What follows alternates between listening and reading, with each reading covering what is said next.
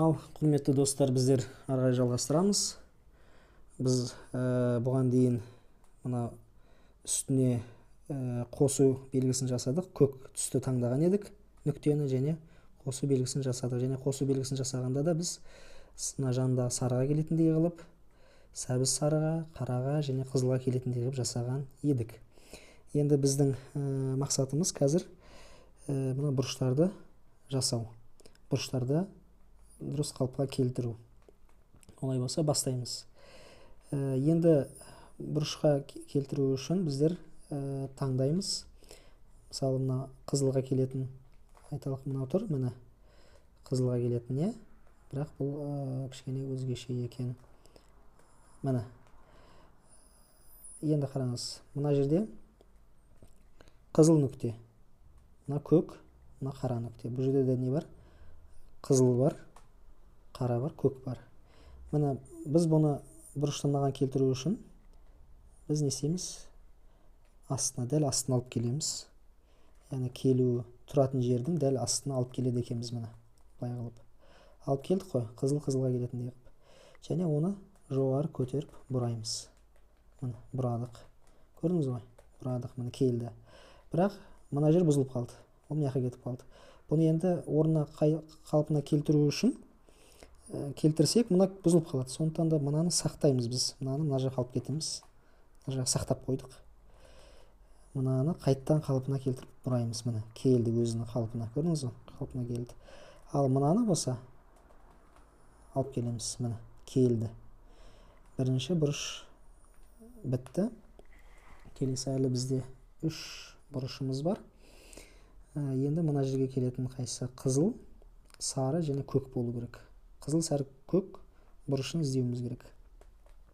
Міне, мына жерде тұр екен. Алып келеміз. Тұратын тиісті орнына қызыл, сары, көк бұрыш. Міне, бұрышқа келіп тұр. Дәл астына келіп тұр. Астына алып келеміз. Мынамен сәйкестенді. Осылай сәйкестенген дұрыс болады, оңай болады сіздерге жасауға. Және жоғары көтереді екенбіз. Жоғары көтерген кезімізде өзінің қалпына келді. Бұны тағы да қайталап айтамын, сақтап қоюымыз керек, себебі мынаны қалпына келтірген кезде бұл қайттан кетіп қалады. Сондықтан да бұны мына жаққа, керісінше жаққа қарай бұрап сақтап қоямыз. Мына жер бұрышта тұр. Ал мынаны өзінің орнына алып келеді екенбіз. Міне. Алып келдік өзінің қалпына. Және мына жаңағы біздің мақсат қойған бұрышқа келтіреміз дегенді алып келеміз. Сонда міне келді. 2 бұрыш келіп тұр. Міне. Келесі сары, сәбіз сары және көк болу керек. Мына жерде тұратын бұрышымыз. Оны іздейміз. Міне таптық. Бұны да не істейміз? Алып келеміз. Бірақ бізде бұл жерде бір қиыншылық бар. Қандай қиыншылық? Бұл келмей тұр. Мына бір-біріне қарама-қайшы болып тұр. Және көгіміз астына кетіп қалған. Оны қалай келтірсеңіз де келмейді. Бұндай жағдайда не істейміз? Осылай алып келеміз астына қарай. Дәл астына алып келдік. Тұратын жеріне бір бұра жібереміз. Бұраған кезімізде міне келді. Мына көк жанына қарай шықты. Сосын бұны не істейміз? Басқа жаққа бұра жібере саламыз. Арт жаққа қарай бұра жіберейік. Ал мынаны орнына алып келе салайық. Мына орнына келді. Яғни мына орнына келді. Мынау емес. Мынау қате тұр. Мына орнына келді. Жаңа біз жасырып қойғанымыз қайда? Мына жерге келді. Міне келді. Көрдіңіз бе?